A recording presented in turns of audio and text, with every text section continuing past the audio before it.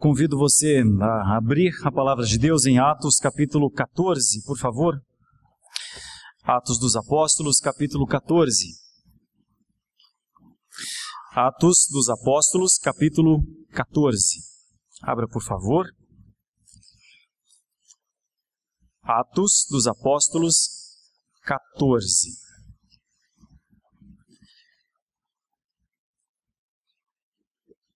Enquanto você abre, já encontrou? Já está aí? Atos 14. Se alguém ainda não encontrou, procura aí. Atos no Novo Testamento, capítulo 14. Capítulo é o número grande, em negrito. E então, logo depois os versículos. E como nós estamos hoje, como o reverendo Erley demonstrou como é o nosso culto, né? As partes do nosso culto, isso é sempre muito importante para uma didática mesmo, uma compreensão, né? Deixe também eu lhe falar antecipadamente a técnica usada para estudarmos essa passagem. Então, olhe que dos versículos 1 até o versículo 7, nós temos um conjunto, não é? Então, a primeira coisa que eu farei será explicar estes versículos. E será só isso, explicar, extrair dessa passagem, esses 7 versículos, a ideia central, que é a mensagem para a época que esse texto foi escrito. Então, enquanto isso, nós estamos aprendendo. Do versículo 8 até o versículo 18 é outro bloco. E então, novamente, eu vou explicar este bloco. E do versículo 19 ao versículo 28, um terceiro bloco.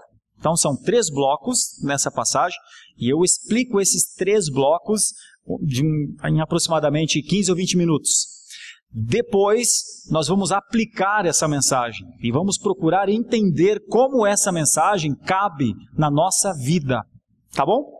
Então, essa é uma forma, com a explicação, primeiramente, e depois com a aplicação.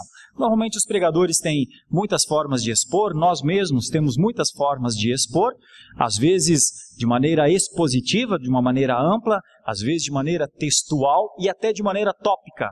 Mas como isso são ferramentas que a gente usa, nem sempre, obviamente, os irmãos e irmãs compreendem estas técnicas. Então, hoje, apenas para elucidar um pouco sobre como é que se faz a exposição do texto, eu antecipo aos irmãos então. Hoje, uma explicação do texto e uma aplicação futura. Aproximadamente 20 minutos de explicação e aproximadamente 20 minutos de aplicação. Explicação e aplicação. Então, imagine você, está aqui nos versículos 1 a 7. O primeiro bloco, então.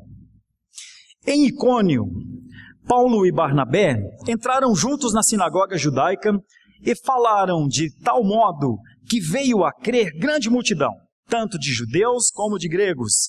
Mas os judeus incrédulos incitaram e irritaram os ânimos dos gentios contra os irmãos. Entretanto, demoraram-se ali muito tempo, falando ousadamente no Senhor, o qual confirmava a palavra da sua graça, concedendo que por mão deles se fizessem sinais e prodígios. Mas dividiu-se o povo da cidade. Uns eram pelos judeus, outros pelos apóstolos. E como surgisse um tumulto dos gentios e judeus, associados com as suas autoridades para os ultrajar e apedrejar, sabendo-o eles, fugiram para Listra e Derbe, cidades da Licaônia e circunvizinhança, onde anunciaram o Evangelho. Meus irmãos, antes de começar a explicar esse texto, quero lhes dizer que enquanto eu preparava essa meditação, já no começo da semana, me veio à mente muitas vezes uma história real que aconteceu na floresta amazônica do lado espanhol. Floresta amazônica está no Brasil e também parte no Peru e em outros países. Acontece que há algumas décadas atrás, muitos anos atrás, alguns casais, 5 casais americanos, vieram a esta região para evangelizar. evangelizar as aldeias da Amazônia. E era, então, um grupo de missionários que, às suas custas, compraram um pequeno avião, vieram, estabeleceram uma base e foram ao encontro das aldeias. E eles alcançam uma aldeia, a aldeia dos Aucas. E eles fazem uma aproximação e conseguem descer com o pequeno avião até as margens do rio, onde estão os Aucas. E eles estão cheios de boas intenções. Eles estão ali para anunciar Jesus Cristo como o Salvador. E eles o fazem, mas eles são surpreendidos. São surpreendidos pela ira dos Aucas e são mortos, todos eles, às margens do rio. E é tanta a raiva da tribo dos Aucas que eles destroem, inclusive o avião. Então essa é uma história real. Se você quiser conhecer mais, tem um filme chamado Terra Selvagem e tem um livro chamado Através dos Portais do Resplendor. E eu utilizo o nome do livro para dar nome a essa mensagem nessa noite. O caminho dos portais, ou o caminho do portal do reino de Deus, o caminho do portal do resplendor. E os irmãos entenderão ao longo da meditação por que é que eu estou usando essa terminologia. Mas, o que fariam as mulheres dos missionários? O que você acha que elas fizeram depois de receberem a notícia que todos os seus maridos haviam sido mortos pelos indígenas? Ainda conto para você até o final. Pense, o que estas mulheres poderiam fazer depois de receber a notícia que os pais dos seus filhos haviam sido mortos porque estavam pregando o Evangelho? Então, voltando aqui ao texto, pensemos, Paulo está com Barnabé e eles estão numa sinagoga judaica, cumprindo uma ordem que era anunciar aos judeus. Notem a expressão falaram de tal modo. Essa é uma expressão que destaca a paixão de Paulo e de Barnabé. Falaram de tal modo. Claro que o texto aqui não está dizendo o que é que eles falaram, mas veja o resultado, que veio a crer grande multidão, tanto de judeus como de gregos. Mas os judeus incrédulos incitaram e irritaram os ânimos dos gentios contra os irmãos, ou seja, então a palavra foi anunciada aqui nesta cidade, essa cidade é Icônio, e ela produziu duas coisas. Ela produziu gente que creu e também produziu gente que não creu. O que quer dizer que a base teológica desse texto, mais uma vez, é a tão falada soberania de Deus. A palavra é pregada, mas na soberania de Deus, o Espírito Santo aplica ao coração daquele ou daquela que ele quer. E não tem outra coisa a fazer. Ninguém crê por conta de artimanha na pregação. E ninguém também entende mais por conta de técnica de pregação. É o Espírito que faz entender ou não entender. E aqui nós temos mais uma vez isso. Bom, então você já percebe que o negócio não ia ser fácil aqui em Icônio. No entanto, diz o versículo 3 que eles se demoraram ali muito tempo. E como é que eles permaneceram nesse lugar? Permaneceram como começaram. Na primeira expressão é, e falaram de tal modo que muita gente creu. E a segunda expressão é, falando ousadamente no Senhor. E aí a gente fica perguntando, mas o que será que eles estavam falando? Como é que eles conseguiram ficar diante da oposição? Porque quem se tornou crente na palavra, se tornou crente, vinha, frequentava o culto, entendia o que a palavra estava sendo exposta. Mas quem não se tornou crente, fazia piquete, estava do lado de fora, fazia carreata, não sei, estourava rojão, eu não sei. Mas veja a diferença. Normalmente o crente adora o Senhor, ele está feliz, ele está contente, ele não quer briga com ninguém, ele só quer adorar o seu Senhor. Mas quem estava em oposição não estava assim com esse bom humor, não. Então, e eles permaneceram ali. E eu consigo entender por que é que eles permaneceram ali com o que o versículo 3 diz logo depois, o qual confirmava a palavra da sua graça. Então, a palavra de Paulo era a palavra da graça de Deus. E por que é que Paulo está entre os judeus falando da graça de Deus? Porque, obviamente, os judeus não têm uma iniciação na graça. Os judeus são os homens da lei. Os judeus são os homens dos 10 mandamentos, da obrigatoriedade de atender todas as cerimônias, as leis, centenas, milhares de leis. Um judeu normalmente tem mais de 200 leis por dia para cumprir. Então, a palavra da graça era uma palavra nova. A palavra da graça apontava para uma coisa nova. E então Paulo permanece ali, porque enquanto todos estão cansados, saturados daquela palavra pesada, cumpre, norma, regra, lei, Paulo diz, tudo é por Jesus. Paulo diz, o Senhor Jesus veio, o Redentor está entre nós. Tudo se tornou mais fácil, o portal foi aberto, por isso que eu estou chamando de o caminho do portal do resplendor. O que é que Paulo veio fazer nesta cidade? Dizer, há um portal, levantem os olhos e vejam o reino, abram os olhos e contemplem a eternidade, abram os olhos e contemplem a segurança. É isso que Paulo está falando aqui. E então, cada vez mais pessoas iam entendendo essa mensagem, de acordo com a iluminação do Espírito Santo de Deus. Então nós já temos de teologia aqui, soberania, temos de teologia a graça de Deus. Que mais que o texto tem? Bom, versículo 4 diz, mas dividiu-se o povo da cidade, uns eram pelos judeus, outros pelos apóstolos, e como surgisse um tumulto entre os judeus e gentios, associados com as suas autoridades para os ultrajar e apedrejar, sabendo eles, fugiram para Listra e Derbe, cidades da Licaônia e circunvizinhança, onde anunciaram o Evangelho. Então, o resumo destes versículos poderiam ser mais ou menos isso. Proclamação da palavra de Deus, fé em alguns, não fé em outros, e começaram as ameaças. Mata todo mundo. Vão matar os apóstolos. Vão matar os homens que estão falando do Evangelho. Então esse é o resumo aqui dessa passagem.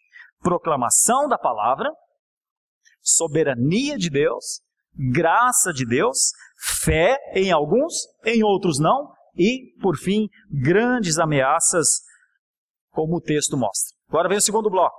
Dá uma olhada comigo, dos versículos 8 para frente. Em Listra, porque eles mudaram de cidade, né? Em Listra, costumava estar assentado certo homem aleijado, paralítico, desde o seu nascimento, o qual jamais pudera andar. Esse homem ouviu falar Paulo, que, fixando nele os olhos e vendo que possuía fé para ser curado, disse-lhe em alta voz, apruma-te direito sobre os pés. Ele saltou e andava. Quando as multidões viram o que Paulo fizera, gritaram em língua licaônica, dizendo, os deuses em forma de homens baixaram até nós. A Barnabé chamaram Júpiter e a Paulo Mercúrio, porque era este o principal portador da palavra. O sacerdote de Júpiter, cujo templo estava em frente da cidade, trazendo para junto das portas touros e grinaldas, queria sacrificar juntamente com as multidões. Porém, ouvindo isto, os apóstolos Barnabé e Paulo, rasgando as suas vestes, saltaram para o meio da multidão, clamando, Senhores, por que fazeis isto? Nós também somos homens como vós, sujeitos aos mesmos sentimentos, e vos anunciamos o Evangelho, para que destas coisas vãs vos convertais ao Deus vivo, que fez o céu, a terra, o mar e tudo o que há neles, o qual nas gerações passadas permitiu que todos os povos andassem nos seus próprios caminhos. Contudo, não se deixou ficar sem testemunho de si mesmo, fazendo o bem, dando-vos do céu chuvas e estações frutíferas, enchendo o vosso coração de fartura e de alegria. Dizendo isto, foi ainda com dificuldade que impediram as multidões de lhes oferecerem sacrifício. Então vejam a diferença. Na primeira cidade, proclamação, fé e ameaças. Na segunda cidade, outras coisas. Quais são as coisas que norteiam essa passagem? Primeiro, cura, uma demonstração do evangelho da graça. Logo depois, a idolatria, que evidenciava o quê? Evidenciava o paganismo dessa época. Eles estão em uma região longe de Jerusalém e a segunda cidade não se mostrou melhor do que a primeira, não é? Veja, agora a cidade é Listra, então. Um homem está lá, ouve Paulo falar, Paulo o cura, e quando acontece a cura, qual é a primeira reação dos pagãos diante da cura? Foram nossos deuses. Era a crença deles.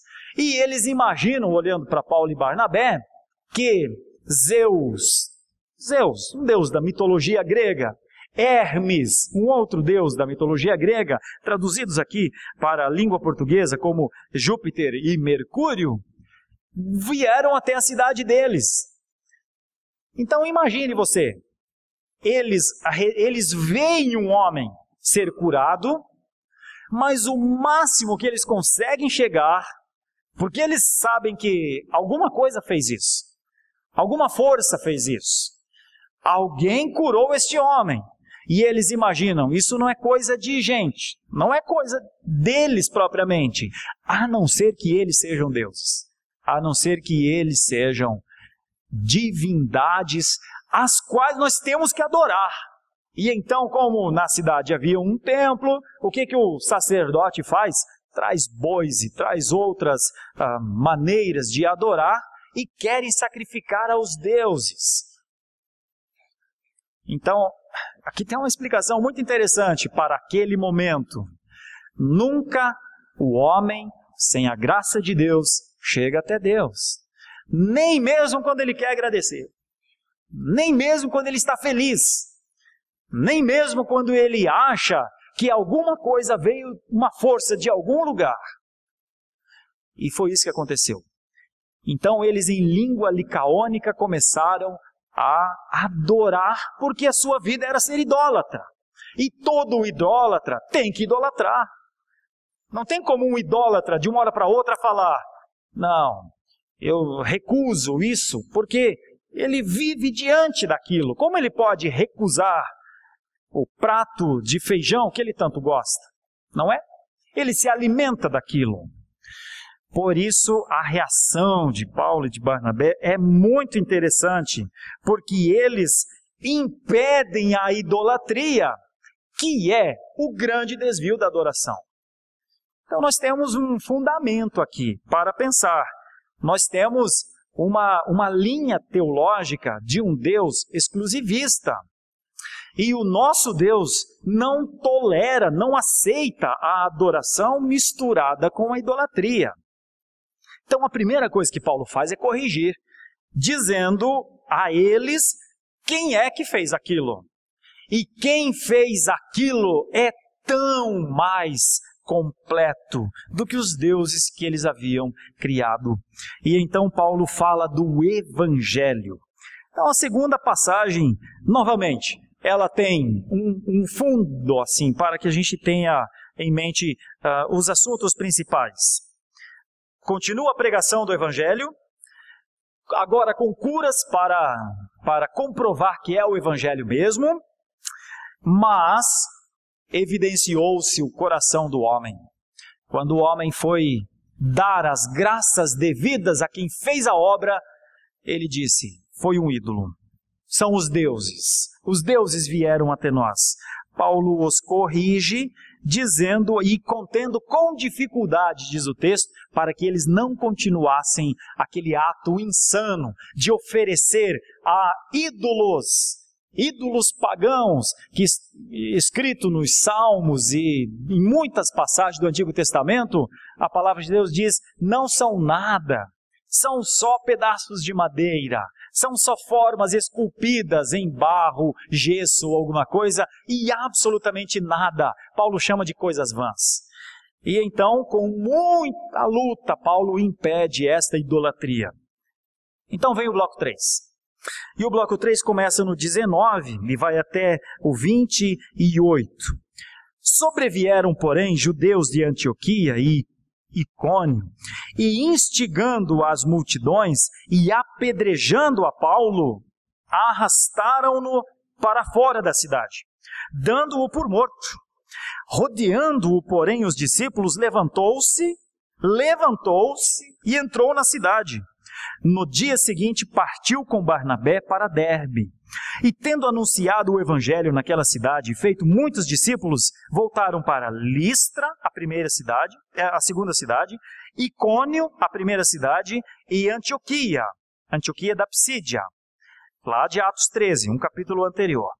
Fortalecendo a alma dos discípulos, exortando-os a permanecer firmes na fé e mostrando que através de muitas tribulações nos importa entrar no reino de Deus. É aqui que está a ideia, o caminho dos portais, ou o caminho do portal do resplendor, o reino de Deus. 23. E promovendo-lhes em cada igreja a eleição de presbíteros, depois de orar com jejuns e os encomendaram ao Senhor, em quem haviam crido.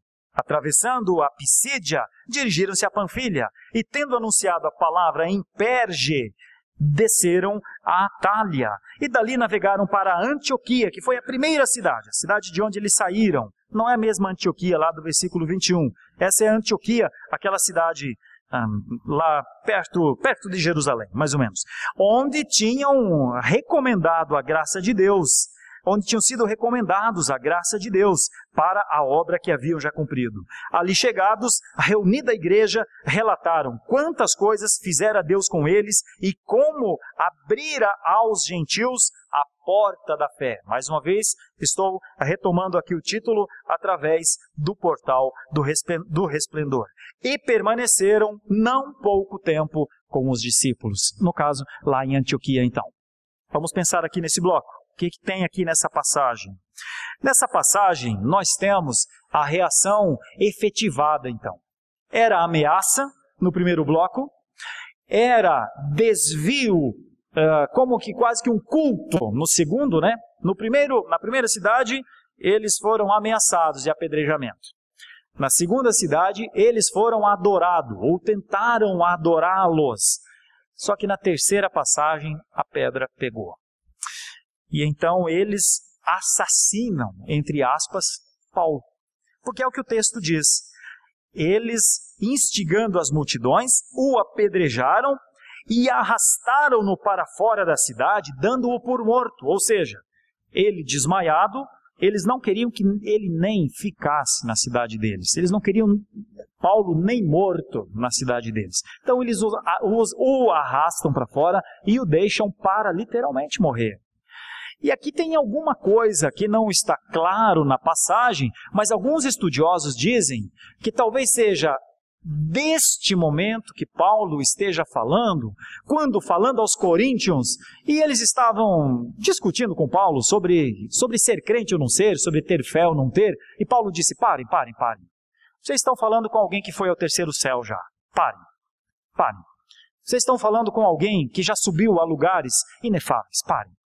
É mais ou menos isso, porque parece que ele, nesse instante, realmente esteve ou dentro da morte, ou à beira da morte. E, inclusive, com uma perspectiva de os discípulos ao seu redor, produzirem a sua restauração. O texto não diz isso claramente. Eu não vou me aventurar aqui em nada além do que o texto diz, mas que é naturalmente curioso Vejam de novo, a passagem está lá no 19. e apedrejando a Paulo, arrastaram-no para fora da cidade, dando-o por morto. Rodeando-o, porém, os discípulos, levantou-se, ou seja, foi revigorado e entrou na cidade. Aqui é muito interessante. Por que não ir embora, não é? Por que não entender? Acabou. Volta para a cidade. Olha o que ele volta a fazer na cidade, meus irmãos. No dia seguinte, então, depois de passar mais um dia, ele toma Barnabé, segue para Derbe. E o que ele continua a fazer? Anunciar o evangelho naquela cidade, fazer muitos discípulos, voltar para Listra, ou seja, apanha numa cidade, vai para a próxima e na volta passa pela cidade que apanhou. E qual é o objetivo? O que o texto está querendo dizer? E essa já não é uma passagem tão obscura. O versículo 22 diz que eles fortaleciam a alma dos discípulos, exortando-os a permanecer firmes na fé, mostrando que através de muitas tribulações importava entrar no reino dos céus, ou no reino de Deus. Qual é o fundo então dessa passagem? A santificação, a abnegação, a postura que um crente passa a ter com a palavra de Deus, a mudança que eles passaram a viver simplesmente porque eles tiveram o privilégio de receber a palavra de Deus. E então os versículos 23 mostram que começou-se a organizar eleição de presbíteros, então orações com jejuns e tudo mais, e continuou-se essa viagem chegando a Atália e depois a Antioquia, e quando eles chegam eles têm coisa para contar. E o que eles contam é como está aí no versículo 27, relatando quantas coisas fizera Deus com eles e como abrira aos gentios a porta da fé. É uma bonita história, não é? É uma história cheia de aventuras, não é? E é uma história cheia de riscos também, não é? Mas é uma história extremamente transformacional. E é uma história que mostra o poder da palavra. Homens não têm poder. Homens falam muito, falam pouco, falam difícil, falam de maneira fácil, mas homens são homens. Homens são seres humanos, homens são seres em construção, os que são eleitos estão em redenção, os que não são eleitos são pedra de tropeço, onde andam sempre incomodam, sempre fazem mal. Os que são de Deus buscam se conectar com as coisas de Deus. Os que não são, não entendem. Podem até ser simpatizantes, mas nunca serão contados. Não são contados por Deus, não são contados por ninguém. Mas essa passagem mostra onde a palavra passa, os resultados que ela produz. E aqui eu me lembro de uma passagem do Antigo Testamento muito marcante para mim. É a passagem do rei Josias. O rei Josias foi um jovenzinho. Ele começou a reinar com 8 anos de idade só. Acontece que 18 ou 19 anos depois de ele estar reinando em Jerusalém, ele chama o seu escrivão, Safã, ele chama o Ilquias, o sacerdote, e ele diz, olha, talvez a nossa rotina, a nossa maneira de andar foi andando, e nós temos deixado a casa do Senhor um pouco abandonada. Tinha que arrumar, tinha que melhorar aquela casa. Vamos lá, vamos reformar a casa? Vamos arrumar as coisas que estão desgastadas, é a palavra em hebraico. Foi se desgastando. A rotina às vezes vai desgastando coisas. E nem se percebe que de repente aquilo que num primeiro momento era tudo tão bonitinho, tão acertadinho, foi ficando meio desfigurado. Isso acontece com apartamentos que não sofrem reformas. Isso acontece com a vida da gente, que não sofre reformas. A rotina vai fazendo com que o desgaste aconteça. Bom, aconteceu que o portal do resplendor se abre para Josias quando uma das pessoas que está lá na reforma do templo acha um livro. Olha, um livro! Mas que livro interessante! Levem-no ao rei. Josias já é um jovem, uns 27 anos de idade mais ou menos. Quando Ilquias apresenta o livro para Josias, é a Bíblia. É só a Bíblia. perdida entre os entulhos da casa do Senhor. Talvez até nas paredes, dizem alguns estudiosos ligados à arqueologia, que talvez a própria Bíblia tinha servido como uma espécie de tijolo, assim, na parede, e assenta o barro e ficou lá. Quando Josias vê a Escritura, a Bíblia diz que ele rasga as suas vestes, que é a mesma expressão de Paulo aqui. Quando o povo começou a chamá-lo de Zeus, ele rasga as suas vestes, que é uma demonstração de arrependimento, de que ele não concorda com aquilo, com aquele pecado, com aquele estado. E então Josias faz isso. Rasga as suas vestes, não em palavra, eu me arrependo, Senhor, eu sou um pecador. Essas palavras, a maioria delas são vazias, mas não para Josias. Rasga as suas vestes, põe saco de roupa, pano de saco, põe cinza na cabeça e chora e lamenta e sofre o fato de estar vivendo sem a palavra de Deus. A rotina de viver sem a palavra de Deus foi detectada por Josias. E então ele conclama um jejum geral, então ele conclama a leitura das Escrituras, e então eles passam, eu não me lembro da passagem, mas eu acho que são 2 ou 3 dias, lendo as Escrituras, sem parar. Sem parar. Lendo, chorando, se arrependendo, sofrendo e proclamando diante do Senhor novos votos. Arrependimento, reconhecimento, entendimento que não dá para viver sem a palavra do Senhor.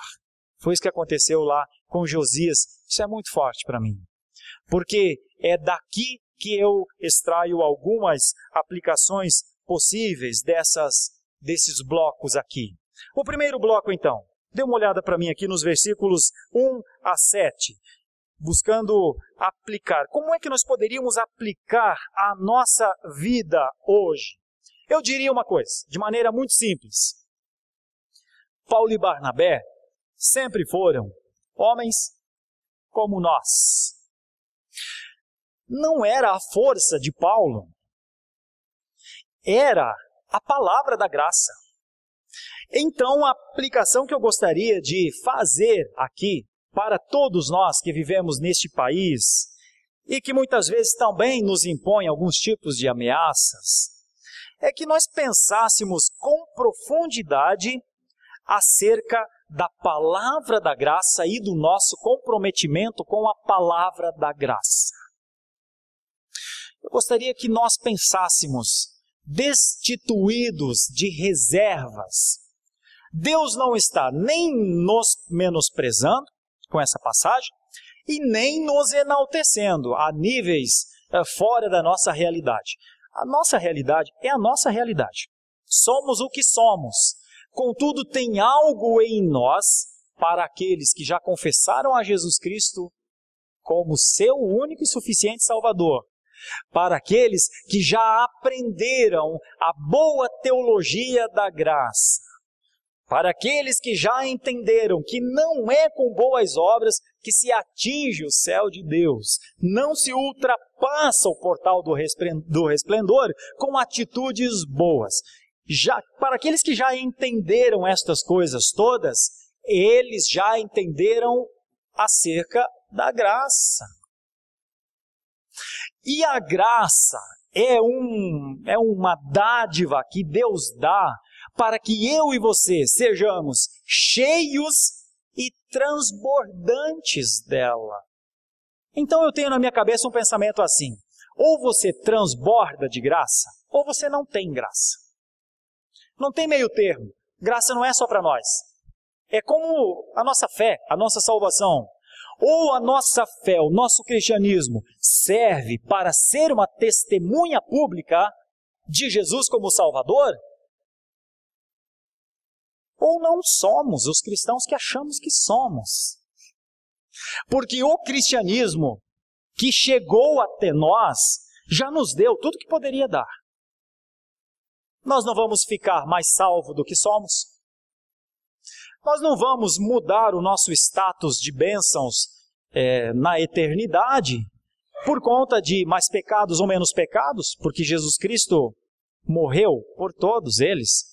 Então, ao invés de pensarmos que a nossa vida agora de cristãos é para, agora que somos cristãos, então vamos melhorar a nossa condição lá no céu, pensemos de uma maneira verdadeira, que é assim: Deus nos fez cristãos por sua graça, para que nós anunciemos o evangelho da graça.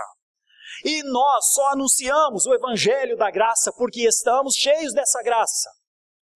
E quando anunciamos o evangelho da graça, transbordantes de graça que somos, não a perdemos, não ficamos sem.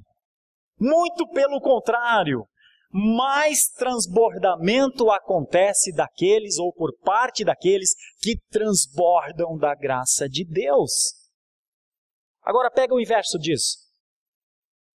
Tenta imaginar aqueles que não conseguem transbordar da graça. Por que é que eles não conseguem transbordar da graça? É muito simples. Me permitam a aplicação duríssima para mim e para todos nós. É que eles não a têm.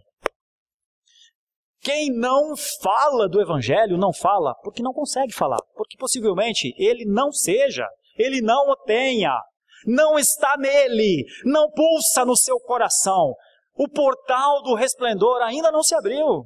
E então é tudo muito bonito, até fazer parte da igreja é bonito, fazer parte das sociedades, podem até ser oficiais. Mas ele jamais fará. Ele não viverá para o amor do Senhor. Ele não viverá para o sonho de Deus. Ele não viverá para ser um outdoor. Não viverá, nem ele, nem sua esposa, nem seus, provavelmente nem ninguém. E por quê? Muito simples, não tem. Não tem, só isso. Bom, o que é que a palavra faz? A estes que não têm a graça, eu oraria para que o Senhor, na sua misericórdia, desse dessa graça. Aliás, não oraria, oro, mas não sei o que salvo ninguém, não tenho misericórdia para salvar ninguém, não tenho poder para salvar ninguém. Isso é a palavra da graça que faz. E a gente não acredita em alguém que diz que porque diz que é salvo, porque é pelos frutos que se conhece. É o fruto, só. Tem fruto, louvado seja Deus. Não tem misericórdia. Só isso. Agora, a igreja precisa, fiel à palavra que é, pregar constantemente a palavra da graça para que hajam salvos, para que haja salvação, para que haja a passagem para este resplendor ou para este reino de Deus, que é o que os apóstolos relataram. Vamos lhes contar o que aconteceu e como Deus abriu os olhos da fé aos gentios. Então eu quero aplicar isso nesse primeiro momento, nesse primeiro bloco, dizer que é possível que nós também tenhamos ameaças e tudo mais. É possível que nós tenhamos também de perceber gente crente e gente não crente. Mas a nós foi dado o privilégio de sermos os portadores da palavra da graça. Que Deus te dê dessa graça para você transbordar, porque isso será o fruto, as boas obras depois da salvação. Deixa eu trabalhar no segundo bloco. Como é que a gente aplica o segundo bloco às nossas vidas? Uma maneira de aplicar esta segunda passagem, eu diria que seria mais ou menos assim. Meus irmãos, em todos os lugares do mundo sempre houve um paganismo muito bem articulado. Aqui sempre houve uma idolatria muito forte. O homem, por conta até dos sensus divinitatis que Calvino dizia que o homem tem, o homem sabe, no senso comum o homem sabe que existe Deus. E este senso comum, inclusive, é usado para defender exatamente a existência de Deus. Todos sabem que existe. A questão é, como é que eles adoram? Bom, a grande maioria não adora. A grande maioria idolatra algum Deus que ela criou. Então, como é que nós podemos aplicar isso à nossa vida? Nos dias atuais, neste país em que nós vivemos, a idolatria é muito organizada. está no nosso calendário, está no ideal do povo. Deuses são adorados quase todos os dias. Qual é a nossa posição em relação a isso? A nossa posição, de forma semelhante à forma de Paulo, primeiro, é não fazer parte. Primeiro, antes de qualquer coisa. Então eu tenho insistido, há 2 ou 3 exposições atrás, nós falávamos sobre Halloween, nós falávamos sobre festas de São João, festas de caipiras e outras coisas, nós falávamos sobre a agenda do nosso país, uma agenda muito forte, ligada a divindades, né, deusas e enfim, muitas coisas assim. A primeira coisa que se requer do povo cristão é um sonoro não. Eu estou fora disso, eu não faço parte disso. Porque não tem como o cristão se misturar com isso. Tem como o cristão se misturar com isso. Não tem como ele se parecer simpático a 2 coisas. Isso é água e vinho. Isso é água e azeite. Então, ao cristão é dado o privilégio de tomar uma posição. E essa é uma posição tomada da nossa parte. Nós somos intransigentes quanto a isso. Nós não somos idólatras. Nós não ensinamos a idolatria para os nossos filhos. Eles aprendem muitas vezes nos colégios. Eles até fazem orações idólatras de vez em quando voltam para casa. Porque, óbvio, nos colégios laicos, entre aspas, do Brasil, obviamente, o ensino não é tão laico assim. Quando se fala de oração, se fala da cultura religiosa macro da nossa nação. No entanto, a nós foi dado o privilégio de protestarmos contra essas coisas. E nós protestamos. Então, eu gostaria de aplicar isso dessa maneira. A primeira aplicação tem a ver com proclamação. Tem a ver com o falar o que é. E a segunda tem a ver com o falar o que não é. Primeiro, nós cristãos temos o que dizer ao mundo. Nós sabemos anunciar que existe um Salvador. Mas nós também temos de anunciar o que não é salvação. Então, a nossa aplicação aqui é que nós temos colocado essa boca no trombone. E nós temos falado desse púlpito e temos utilizado todas as ferramentas e faremos mais ainda.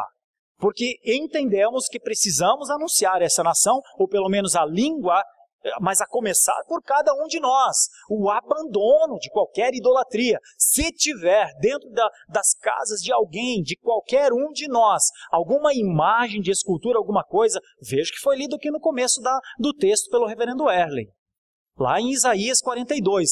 Joga fora, não dê para ninguém. Aquilo que não te serve para ti, que te desvia da adoração, não vai fazer bem a ninguém. Quebra. Abandona logo para o seu próprio bem. Essa é a nossa pregação. Só pregamos isso. Não pregamos qualquer complacência com a idolatria deste país. Pregamos contra. Inclusive conclamamos os líderes idólatras a se arrependerem, deixarem suas batinas, deixarem suas igrejas, a reconhecerem o seu pecado, confessarem a Jesus como seu Salvador, para que cheguem aos portais do resplendor. Para que primeiro eles tenham salvação. Então essa é a nossa pregação. E esse é o conclame que a gente faz aos protestantes. Não pode ter nenhuma aparência de idolatria entre nós. Não pode mesmo, a não ser que sejamos idólatras. Mas não o somos, não é? Então, se existir qualquer coisa ainda dentro das nossas casas, como se estivesse embaixo do nosso braço, quebra. A terceira ideia, dos versículos 19 para frente, como é que nós aplicamos essa passagem? Como é que nós podemos utilizar essa passagem para aplicar de maneira adequada? Eu diria o seguinte: Paulo sofreu um atentado aqui. Paulo sofreu um homicídio aqui.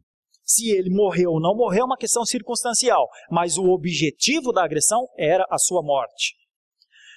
Nós não temos sofrido até a morte, irmãos. Nós não passamos pela morte que os missionários entre os Auca passaram. Nós não passamos pelo que Estevão passou. Nós não passamos pelo que os huguenotes na Baía de Guanabara passaram. que chegaram ao Brasil em 1557 e foram mortos unicamente porque pregavam o Evangelho neste lugar. Nós não passamos pelas perseguições que os cristãos, em torno de 100 mil por ano, sofrem perseguições no mundo árabe. Nós não passamos pela destituição das nossas famílias, como tem acontecido na China. Nós não temos nossas casas queimadas, como muitos missionários têm. Nós não passamos por uma situação que eu vi um dia de um missionário aqui no Brasil que havia vendido todas as suas coisas, poucas coisas, como mudança, para comprar uma passagem só de ida para anunciar o Evangelho entre comunidades que o Sendero Luminoso, um grupo terrorista dos anos 80, mantinha na Amazônia peruana. E ele comprou uma passagem só de ida para lá, só para viver entre aquelas comunidades. E depois, em algum momento, ficamos sabendo que ele foi assassinado lá. Nenhum de nós está passando por essas coisas. Mas eu também não sei se há alguém de nós que esteja vivendo o sentido da pregação do Evangelho para as pessoas que estão do nosso lado. Eu também não sei se há alguém entre nós que esteja firmado na adoração, que a sua vida esteja nesse momento tendo que lutar contra a idolatria dentro das nossas famílias. E eu também não sei se há alguém dentro de nós que tenha boas coisas para contar aos filhos de como o Senhor está abrindo os olhos dos gentios, os olhos à fé, por causa da fé que nós temos. Então eu também não sei de muitas coisas acerca disso. E talvez não caiba, não precise saber. Talvez eu não precise saber. Mas eu gostaria muito que você soubesse do seu estado diante do Senhor, diante da palavra da graça, diante do testemunho, diante do que eu e você pregamos com a nossa vida, quais palavras saem da nossa boca, qual testemunho é dado, quanto de compaixão, quanto de misericórdia, quanto de afeição, quanto de reconhecimento de pecado, quanto de tristeza pelo pecado, quanto de vida diante do Senhor nós temos para poder dizer diante do Senhor: Senhor, muito obrigado por ter aberto este portal. Muito obrigado por essa luz iluminar a minha vida. Muito obrigado pela eternidade proposta no seu Filho. Muito obrigado porque o Senhor se lembrou de mim, da minha casa. Também não sei. Mas como eu disse no começo, não é para eu saber. Eu só sou um pregador da palavra, nossos irmãos só pregam a palavra. Nós não estamos discutindo acerca da palavra, estamos pregando a palavra, o que está aqui, tentando explicar e aplicar. Bom, eu quero finalizar com uma aplicação muito razoável, que é o que aconteceu com as mulheres dos missionários. Elas receberam as notícias: morto, morto, morto, morto, morto. Não sobrou nenhum. E então elas choram a dor de terem perdido os seus maridos. Mas elas se reúnem entre elas e vão à aldeia. Chegam à aldeia e começam um trabalho de farmácia, de medicina, de cuidado das crianças dos índios. E algumas delas chegam a morar nessa aldeia dos Aucas. E elas evangelizam essa tribo. Eles esperavam que elas viessem com a ira, com a vingança, mas elas foram com outras armas. Elas foram com a espada do Espírito, meus irmãos. Elas foram com a proclamação do Evangelho, meus irmãos, olhando para os assassinos dos seus maridos. As crianças pequenas, de 7, de 8 anos, acompanhavam as suas mães. Eles conheceram os assassinos dos seus pais. E em determinado momento, quando um destes filhos fica sabendo quem foi o homem que matou o seu próprio pai, este índio que havia assassinado o pai toma uma lança e diz: crava em mim, mate-me. Mas aquele filho diz: ninguém mais precisa morrer, porque o meu pai voluntariamente deu a sua vida para isso. Não foi você que o matou. Deus o quis. Louvado seja Deus. Meus irmãos, eu quero encerrar essa meditação lhe convidando a pensar num cristianismo que vale a pena. Lhe convidando a pensar num cristianismo que passe por uma fidelidade, que passe por uma postura, que passe por uma maneira de ser, que passe por uma vida que testemunhe o que aconteceu com a gente. Se não aconteceu essa salvação, não tem como você testemunhar. Seu testemunho vai ser dúbio, em algum momento você vai dar a aparência de ser um homem e uma mulher de Deus, em outro momento as pessoas vão falar: um homem de Deus, uma mulher de Deus não faria isso. Isso cabe a Deus. Mas se você for um homem, uma mulher de Deus, então eu e você somos chamados a um tipo de transbordamento de graça. E é por isso que eu quero orar. Se você quiser também orar por isso, feche os seus olhos por um instante. Eu vou orar por você. Gostaria de aplicar essa oração à sua vida, à sua fé, ao seu estado, ao que vai acontecer daqui para frente. Lhe convidando, mas com todo o carinho e a amizade de um pastor que quer pastorear a sua vida. Dizer assim: não viva uma vida protocolar, não viva uma vida monótona, não viva uma vida sem a graça, não viva uma vida que não sirva a alguém, mas não viva uma vida que não valha a pena dizer: eu ando debaixo da luz dos portais do resplendor. E você pode fazer isso numa oração como essa. Você pode. É o máximo que eu e você podemos fazer. E Deus, na sua graça, faz o que Ele quiser. Senhor Deus, eu quero orar assim por nós, por tantos quantos de alguma maneira essa mensagem possa atingir, e quero interceder por aqueles que veem numa passagem como essa uma fé abnegada. Veem numa passagem como essa um foco na pregação do Evangelho, na adoração e na glória devida ao seu santo nome. E quero orar e interceder por todos aqueles que também querem viver a sua vida com uma proclamação nos lábios, que também querem fazer a apologética adequada em relação aos desvios da adoração, e que também querem dar a glória a Deus, a glória àquele que abre os olhos da fé, a quem quer. E foi assim que estes homens terminaram esta viagem, pelo menos esta parte da viagem, relatando o que o Senhor havia feito. Agora, Senhor, eu quero interceder para que o Senhor opere nas nossas vidas. Opere na vida da nossa igreja. Opere na vida daqueles que professaram publicamente a sua fé. Pedir que o Senhor tenha misericórdia de nós. Nós não nos julgamos uns aos outros, porque não somos juízes de ninguém. Mas nós podemos, pela Escritura, perceber o que é a força do Espírito Santo em alguém. E nós oramos para que o Senhor encha-nos assim, para que a nossa vida seja uma vida que todos saibam o que somos, que todos saibam como vivemos, para que o comedimento em relação às ofensas de uns aos outros seja expresso na nossa moderação, para que a glória devida ao Teu nome nos identifique como adoradores. Por isso, eu gostaria de orar nessa noite, rogando ao Senhor, esperando no Senhor, pedindo perdão uma porção de vezes, Senhor, a começar em mim, em todos nós. Quebra os nossos corações, para que não sejam só palavras, mas para que sejam atos e fatos que demonstrem publicamente a nossa profissão de fé. É a nossa oração.